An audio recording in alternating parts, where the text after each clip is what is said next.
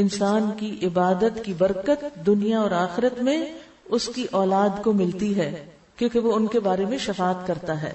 اس کی اولاد کے جنت میں بھی درجے بلند کیے جائیں گے تاکہ انسان اپنی اولاد سے آنکھوں کی ٹھنڈک پائے. قرآن مجید میں آتا ہے نا کہ ہم ان کی اولاد کو بھی ان سے ملا دیں گے، الحقنا بہم ذریتہم، کیونکہ انسان اس وقت خوش ہوتا ہے جب اس کے بچے، اس کی اولاد اس کے ساتھ ہو کسی بھی خوشی کے مقام پر. لیکن یہاں جو اصول ہے وہ یہ ہے کہ والدین کی نیکی کا اولاد کو لازمی فائدہ ملتا ہے. پیرنٹنگ کا ایک بہت بڑا اصول، بچوں کو نیک دیکھنا چاہتے ہیں خود نیک بن جائیں. بچے آپ کے طریقے پہ چلیں گے اور آپ کی نیکی کے اثرات ان تک پہنچیں گے.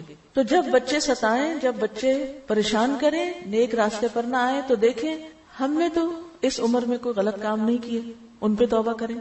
یا پھر یہ کہ آج میری زندگی میں تو کوئی ایسی چیز نہیں کہ جو میں اللہ کی نافرمانی کی کر رہی ہوں. کیونکہ جب انسان اللہ کی نافرمانی کرتا ہے تو اللہ سبحانہ وتعالیٰ ان لوگوں کو جو اس کے ماتحت ہوتے ہیں اس کا نافرمان کر دیتا ہے. اور اگر انسان نیک ہوتا ہے تو صرف زندگی میں نہیں، مرنے کے بعد بھی اس کی اولاد کی حفاظت کی جاتی ہے. کسی کا کہنا ہے کہ جب بھی میں کسی سلجھے ہوئے نوجوان کو دیکھتا ہوں، خوشحال انسان کو، تو مجھے یقین ہو جاتا ہے کہ ضرور اس کا باپ صالح اور نیک ہوگا.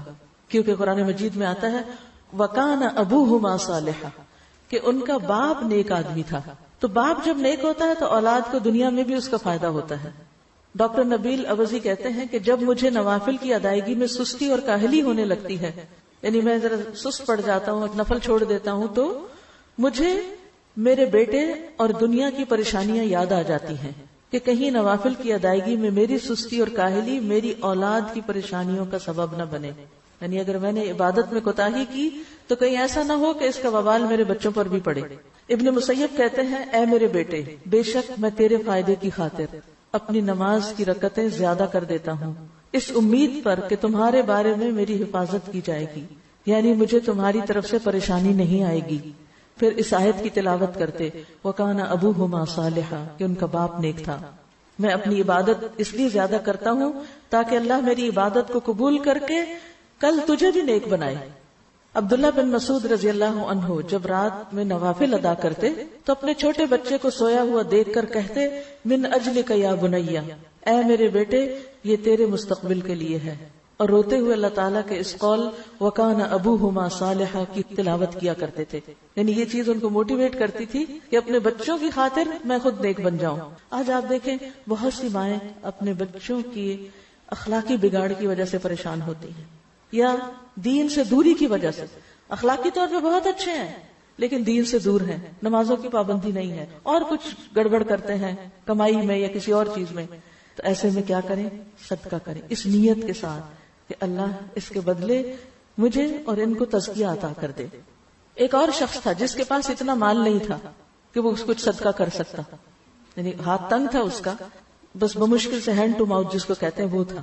تو جب اس کا بیٹا اس پہ غالب آتا، بات نہ مانتا، تو وہ رات کو تہجد میں سورۃ البقرہ پڑھتا اور دعا کرتا اور کہتا اللہم ان ہذہ صدقتی فتقبل منی واصلح لی، اے اللہ بے شک یہ میرا صدقہ ہے، میرے پاس مال تو نہیں لیکن یہ جو نماز پڑھی ہے یہ میرا صدقہ ہے، تو اس کو میرے سے قبول کر لے اور میرے لیے اس بیٹے کی اصلاح کر دے. کتنا بہترین نسخہ ہے. عام طور پر بچوں کی تربیت کے بہت اصول بتائے جاتے ہیں، مگر یہ جو قرآن ہمیں اصول بتاتا ہے اور گہری حکمت کی باتیں، یہ ہماری نگاہ سے پوشیدہ ہوتی ہیں. تو جب بچوں کی طرف سے پریشان ہوں تو صدقہ کر کے ساتھ دعا کریں، اس نیت کے ساتھ صدقہ کریں اور دوسرے بچوں کے ساتھ خیر و بھلائی کے کام کریں. انشاءاللہ آپ کی اولاد کو بھی اللہ سدھار دے گا. اسی طرح ایک شخص تھا کہ جب اس کا کوئی بیٹا اخلاقی طور پر بگڑ جاتا، یعنی کوئی غلط کام کرتا، تو وہ شخص صدقہ کرتا، لوگوں کو کھانا کھلاتا اور کہتا خذ من اموالہم صدقۃ تطہرہم وتزکیہم بہا، کہ ان کے مالوں میں سے صدقہ لیجئے، اس کے ساتھ آپ انہیں پاک کریں اور انہیں صاف کریں. تو گویا صدقہ جو ہے وہ انسان کے گناہوں کا کفارہ بنتا ہے. اللہ کے راستے میں دینا، بخل سے نکلنا انسان کو خود بھی فائدہ دیتا ہے اور اولاد کی بھی بھلائی کا ذریعہ بنتا ہے. اور اس میں شاید پہلے بھی کبھی ذکر کیا میں نے کہ میرے تفسیر کے استاد تھے، وہ کہا کرتے تھے کہ جب میرے پاس کوئی خاتون آ کے یہ کہتی ہے کہ مجھے کوئی دعا بتائیں، میرا بچہ کھانا نہیں کھاتا، چھوٹے بچے جیسے تنگ کرتے ہیں نا، تو میں ہمیشہ انہیں کہتا ہوں کسی غریب کے بچے کو کھلاؤ، تمہارا بچہ خود ہی کھانے لگے گا. تمہارا بچہ نہیں پڑھ رہا، کسی اور کے بچے کو پڑھاؤ. یعنی جہاں دیکھو کہ کمی ہے جس راستے میں، وہ دوسروں کے ساتھ بھلائی شروع کر دو. جب تم دوسروں کے ساتھ خیر اور بھلائی کرو گے، کسی اور کے لیے سوچو گے. اور دور جانے کی ضرورت نہیں. اپنے ہی گھر میں بچے ہوتے ہیں، اپنے نہیں تو اپنے بہن بھائیوں کے، دیورانی جٹھانی کے، اور بچے تو سب معصوم ہوتے ہیں نا.